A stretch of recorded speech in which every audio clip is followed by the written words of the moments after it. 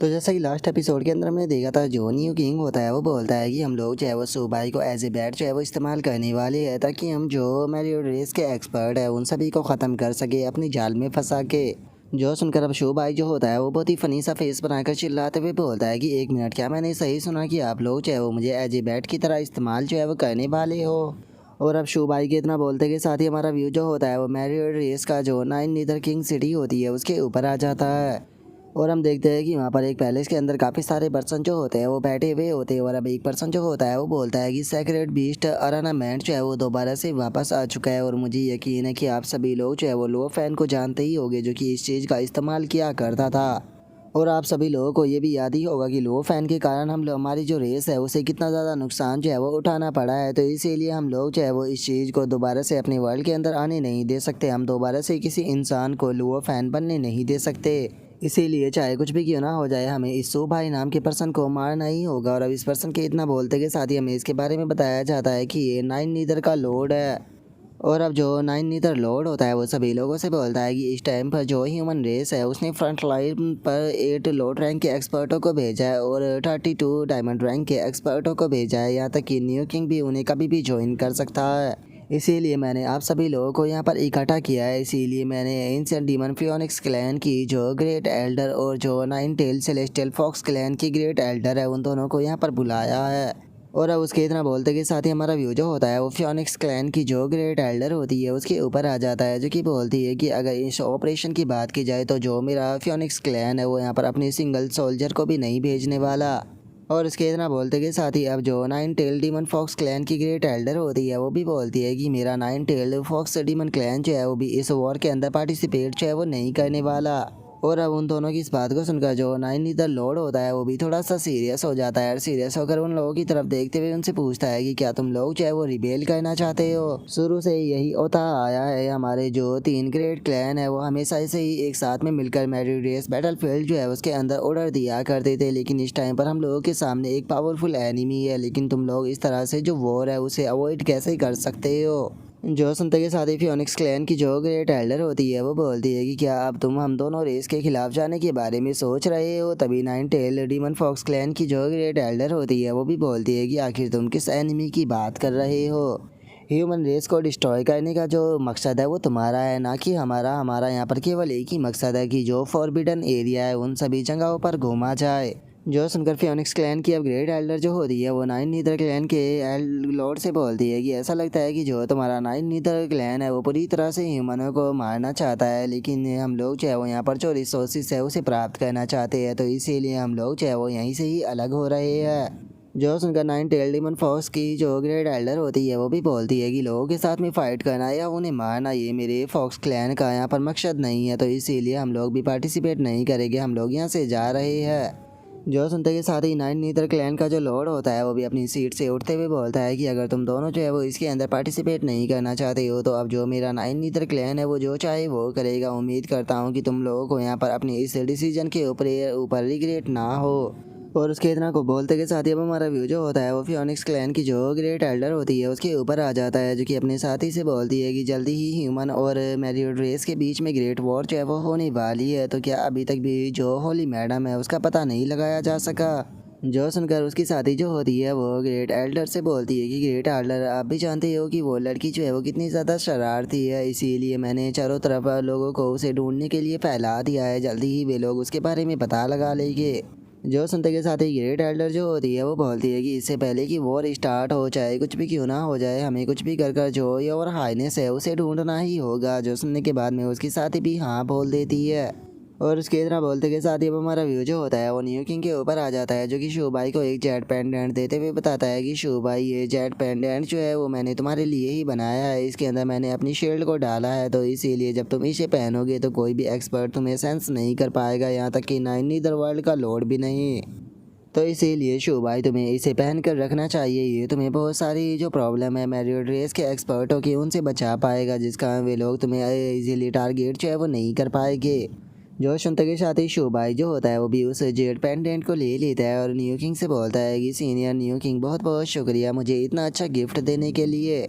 लेकिन senior new king, मुझे नहीं लगता कि मेरे ऑरा को हाइड कर देना बस इनफ रहेगा। कैसा रहेगा कि अगर आप मुझे थोड़े से इक्विपमेंट और मटेरियल भी दे दे तो जिससे कि मैं अपनी जो स्ट्रेंथ है उसे बढ़ा पाऊँ। जो सुनते के साथ ही जो न्यू किंग होता है वो हंसने लगता है। रस्ते हुए शू भाई से बोलता है कि सच में जो तुम्हारे प्रिंसिपल थे वो तुम्हारे बारे में बिल्कुल सही थे। बच्चे, तुम एडवांटेज उठाने में सिचुएशन का बहुत ही ज़्यादा अच्छे हो।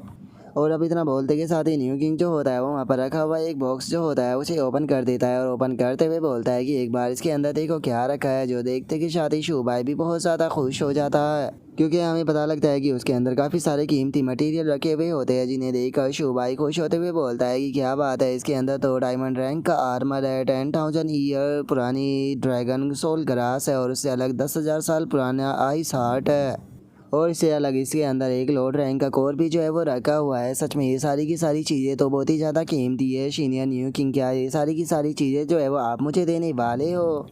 जो उनका न्यू किंग जो होता है वो शू भाई से बोलता है कि ये सारा का सारा सामान जो है वो तुम्हारे ही लिए है, लेकिन सारा का सारा सामान तुम्हें एक बार में देना बिल्कुल भी सही जो है वो नहीं रहेगा। ये तुम्हारी ग्रोथ के ऊपर इफेक्ट डाल सकता है, तो इसीलिए मैं एक एक कर तुम्हें सामान देने वाला हूँ।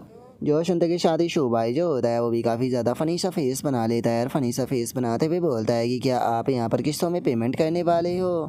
और इतना बोलकर अब शू भाई जो होता है वो न्यू किंग की तरफ देखकर एक क्यूट सा फेस बनाते हुए उससे बोलता है कि मुझे लगता है कि सबसे पहले आपको मुझे डायमंड रैंक का जो ये आर्मर है वो दे देना चाहिए, क्योंकि अगर बैटल के दौरान में मारा गया तो आपको बहुत ज़्यादा रिग्रेट होगा।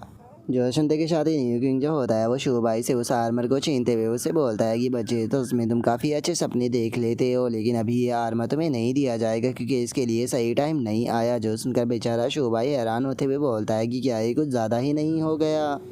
जो सुनते के साथ ही न्यू किंग जो होता है वो शू भाई को धक्के देकर उसके रूम से बाहर निकालते हुए बोलता है कि चुपचाप जाकर अपनी ट्रेनिंग करो। जो सुनकर बेचारा शू भाई बहुत फनी तरह से रोते हुए बोलता है कि एक पल के लिए मेरे पास में इतने सारे रिसोर्सेज थे कि मैं खुद को अमीर समझ रहा था, लेकिन अगले ही पल मुझसे सारे के सारे छीन लिए गए।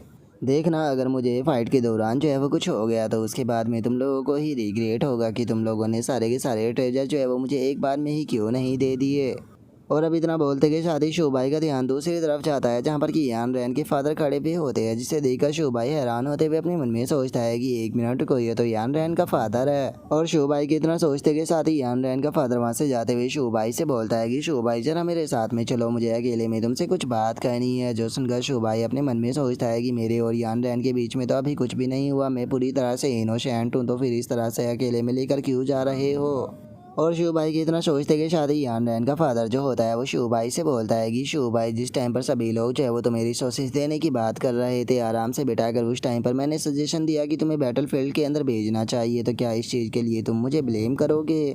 जो सुनते के साथ ही शिव भाई जो होता है वो बोलता है कि अंकल यान, आप ये कैसी बात कर रहे हो? मैं जानता हूँ कि आपने वहाँ पर जो कुछ भी किया है वो मेरी भलाई के लिए ही किया है, क्योंकि आप मुझे एक ट्रू एक्सपर्ट बनाना चाहते हो।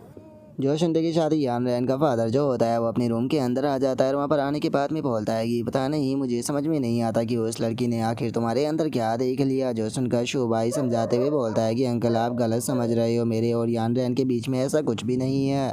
मैं आपको यकीन दिलाता हूँ कि यान रैन और मेरे बीच में कुछ भी उल्टा सीधा जो है वो नहीं चल रहा, हम लोग जो है वो बस अच्छे दोस्त है। जो सुनते के साथ ही जो यान रैन का फादर होता है वो एक आर्मर को निकालते हुए शू भाई से बोलता है कि टेंशन मत लो, मेरे पास में इतना टाइम नहीं है कि मैं तुम्हारे जैसे जो यंगस्टर है उनके रिलेशनशिप के अंदर इंटरफेयर करता, फिर इसीलिए मैं तुम्हें यहाँ पर ये आर्मर जो है वो गिफ्ट करना चाहता हूँ, जो कि तुम्हें प्रोटेक्ट करने के लिए काफ़ी रहेगा। जिस टाइम पर तुम बैटलफील्ड के अंदर ट्रेनिंग करने के लिए जाओगे तो इस आर्मर को पहन कर रखना, क्योंकि मैं नहीं चाहता हूँ कि वहाँ पर तुम बेफालतू की अपनी लाइफ खो दो। और अब आर्मर को देखते के साथ ही तो शोभाई की आंखों में भी चमक आ जाती है और वो खुश होते हुए बोलता है कि शुक्रिया अंकल, यान आप बहुत ही ज़्यादा अच्छे हो। जो सुनने के बाद में यान रैन का फादर जो होता है वो बोलता है कि ठीक है, बहुत हो गया, आप जाकर चुपचाप अपनी ट्रेनिंग करो। और अब उसके इतना बोलते के साथ ही हमारा व्यू जो होता है वो अगले दिन पर आ जाता है, जहाँ पर कि हम देखते हैं कि सभी लोग जो होते हैं वो एक जगह पर इकट्ठा हो रहे होते हैं। और वहीं पर ही हम काउजवान को देखते हैं, जो कि अपनी दोस्त की कबर पर बैठा होता है और उसे बोलता है कि छेंग, तुम्हें टेंशन लेने की कोई ज़रूरत नहीं है, जो शो भाई है उसने तुम्हारा बदला ले लिया। और उसके इतना बोलते के साथ ही जो हान जैन होता है उसका ध्यान जो होता है वो शो भाई के आर्मर के ऊपर जाता है, जिसे देखने के बाद में वो शो भाई से पूछता है कि शो भाई, आखिर तुम्हें ये आर्मर कहाँ से मिल गया? जो सुनकर शो भाई बोलता है कि तुम्हें इसके बारे में सोचने की कोई ज़रूरत नहीं है, किसी ने मुझे गिफ्ट किया है। और उसके इतना बोलते के साथ ही जो न्यू किंग होता है वो वहाँ पर आ जाता है और वहाँ पर आते हुए बोलता है कि मेरी ह्यूमन रेस के वॉरियर हो। जैसे कि आप लोग जानते ही हो कि मेरी रेस की जो आर्मी है वो लगभग हमारी ह्यूमन ग्रेट वॉल तक पहुँच चुकी है और इस बार उनकी जो संख्या है वो मिलियनों में है। मैं मानता हूँ कि उन लोगों की संख्या बहुत ज़्यादा है और वहीं हम लोगों की जो संख्या है वो बहुत ज़्यादा कम है, लेकिन उसके बाद भी हम लोग उन्हें दिखा देगी कि जो ह्यूमन रेस है वो किसी से कम नहीं है और ना ही हम कभी भी पीछे हटते हैं। जो सुनते के साथ ही सभी लोग जो होते हैं वो भी चिल्लाते हुए जो न्यू किंग होता है उसे चीयर करने लगते हैं। जिसके बाद में अब जो हान जैन होता है वो बोलता है कि अगर लॉर्ड रैंक के एक्सपर्टों की बात की जाए तो जो लॉर्ड न्यू किंग है वो मैरिड रेस का जो किंग है उससे ज़्यादा पावरफुल है। इसीलिए मुझे पक्का यकीन है कि जो मैरिड रेस है वो अपनी मैरिड रेस का जो किंग है उसके साथ में काफ़ी सारे लॉर्ड रैंक के एक्सपर्टों को भेजेगी ताकि वे सभी लोग एक साथ में मिलकर जो लॉर्ड न्यू किंग है उसे रोक सके। जो सुनकर शुभाई जो होता है वो उसे बोलता है कि तो हमें क्या करना चाहिए। जो सुनकर हान जैन जो होता है वो बोलता है कि इस स्टेज में हम लोग क्या ही कर सकते हैं, हम लोगों को यहाँ पर जो स्ट्रैटेजी है उसे चुनना होगा और जैसे वे हमें कमांड देते हैं हमें वैसा ही करना होगा। और अब हान जैन के इतना बोलते के साथ ही हम देखते हैं कि जो बैटल होती है वो स्टार्ट हो जाती है, जहाँ पर कि काफ़ी सारे धमाके हमें देखने के लिए भी मिल रहे होते हैं। और इस चीज़ को देखने के बाद में जो हान जैन होता है वो बोलता है कि अगर देखा जाए तो दोनों ही तरफ इस बार डायमंड रैंक के बहुत सारे एक्सपर्ट जो है वो मौजूद है। जो सुनकर हुकिंग भी बोलता है कि ज़रा एक बार की क्योस्टिक ओरा को तो देखो, ऐसा लगता है कि एनिमी की जो संख्या है वो सच में बहुत ज़्यादा है। और उसके इतना बोलते के साथ ही सामने से आते हुए धुआं को देखने के बाद में जो शू भाई होता है वो बोलता है कि तूने बिल्कुल सही कहा, क्योंकि वे लोग इस तरफ से भी आना शुरू हो गए हैं। जो सुनकर सभी लोग जो होते हैं वो उस तरफ देखने लगते हैं जहाँ पर कि काफ़ी सारे मॉन्स्टर आ जाते हैं, जिन्हें देखने के बाद में वे बोलते हैं कि क्या बात है, ये तो ब्लैक वुल्फ और जाइंट हॉर्न डीमन डियर है, चलो हम लोग जो है वो यहाँ पर इन सभी को ख़त्म करते हैं। और उसके इतना बोलते के साथ ही अब एक स्टूडेंट जो होता है वो उन वुल्फों की तरफ बढ़ते हुए बोलता है कि ठीक है, इस तरफ के ब्लैक वुल्फ जो है उन्हें तुम मेरे लिए छोड़ दो। जो सुनकर हान जैन बोलता है कि ये तो हमें चारों तरफ से घेर रहे हैं, क्या इन्हें सच में ऐसा लगता है कि हम लोग डर कर यहाँ से भाग जाएंगे। जो सुनकर काउजवान जो होता है वो बोलता है कि मेरे हाथों में तो अब खुजली हो रही है, इसीलिए मुझे जल्दी से इन्हें मारने दो। जो सुनकर हान जैन जो होता है वो भी फाइट करते हुए बोलता है कि शो भाई ये सभी काफ़ी कमज़ोर है, तो इन्हें बस तुम हमारे ऊपर छोड़ दो। जो सुनकर शो भाई जो होता है वो जियाओबा और जियाओ भाई को निकालते हुए बोलता है कि क्या तुम लोगों को ऐसा लगता है कि अगर ये लोग कमज़ोर है तो इनके सारे मिलिट्री मेरिट पॉइंट जो है वो मैं तुम्हें ही लेने दे दूंगा। और अब शो भाई के इतना बोलते के साथ ही हम जियाओ भाई को देखते हैं जो कि जाकर एक ही अटैक में काफ़ी सारे मॉन्स्टरों को ख़त्म कर देता है। और वहीं दूसरी तरफ जो जियाओ बा होता है वो भी अपने अटैकों से मॉन्स्टरों को बहुत ही बुरी तरह से मारने लगता है। और इस चीज़ को देखने के बाद में जो हान जैन होता है वो शो भाई से बोलता है कि सच में शो भाई तुम बहुत ज़्यादा रूथलेस हो, क्या तुम इन थोड़े बहुत मेरिट पॉइंटों को हमारे लिए नहीं छोड़ सकते। जो सुनकर काउजुबान भी शो भाई से बोलता है कि सच में शो भाई तुम बहुत ज़्यादा ही लालची हो, तुम हमेशा ही सारी चीज़ों को अपने पास में रखना चाहते हो। और उनके इतना बोलते के साथ ही हम जियाओबा और जियाओ भाई को देखते हैं जो कि बहुत ही ख़तरनाक लुक से वहाँ पर मौजूद जो मॉन्स्टर होते हैं उनकी तरफ देखने लगते हैं। और इस चीज़ के कारण हम देखते हैं कि वहाँ पर मौजूद जो मॉन्स्टर होते हैं वो बहुत ज़्यादा घबराने लगते हैं और घबराते हुए अपने मन में सोचते हैं कि ये प्रेशर तो बहुत ज़्यादा है, हम लोग तो इस प्रेशर को अपने ऊपर से रिलीज़ भी नहीं कर पा रहे। और इतना सोचते के साथ ही हम देखते हैं कि सभी के सभी मॉन्स्टर जो होते हैं वो जियाओबा और जियाओ भाई के सामने सरेंडर कर देते हैं। जो देखकर शो भाई फनी सा फेस बनाते हुए बोलता है कि इन लोगों ने लड़ना बंद क्यों कर दिया और अचानक से जो जियाओबा और जियाओ भाई है वो इस तरह से रोड क्यों कर रहे हैं। और शो भाई के इतना बोलते के साथ ही उसके पास में सिस्टम की नोटिफिकेशन आती है जिसमें कि बताया जाता है कि मुबारक को होस्ट ने एक नया फैक्शन जो है उसे अवेकन कर लिया है, जिसके अंदर वो यहाँ पर जो फॉर्चून रेस है उसे अपना सबॉर्डिनेट जो है वो बना सकता है, जिसके बाद में वे होस्ट के लिए फ़ाइट करेंगे। इस स्किल के अंदर जो होस्ट है वो यहाँ पर अपनी जो मेंटल पावर है उसकी मदद से सामने वाली जो रेस है उसे कमांड दे सकता है और उनकी जो लाइफ एंड डेथ है उसे भी कंट्रोल कर सकता है। तो क्या आप इस चीज़ को एक्सेप्ट करना चाहते हो। और अब इस चीज़ को देखते के साथ ही जो शो भाई होता है वो भी बहुत ज़्यादा खुश हो जाता है और खुश होते हुए बोलता है कि आखिर ये क्या है, क्या इसका मतलब ये है कि मैं यहाँ पर जो मैड्रिड रेस के मॉन्स्टर है उन्हें खुद की शेना बना सकता हूँ। और अब शो भाई के इतना बोलते के साथ ही हमारा आज का एपिसोड जो होता है वो यहीं पर ही कंप्लीट हो जाता है। तो नेक्स्ट एपिसोड के अंदर देखिए कि आगे क्या होता है। अगर आप लोगों को वीडियो अच्छी लगी हो तो लाइक करना, चैनल को सब्सक्राइब करना। मैं मिलता हूँ नेक्स्ट एपिसोड के अंदर, तब तक के लिए बाय बाय गाइस।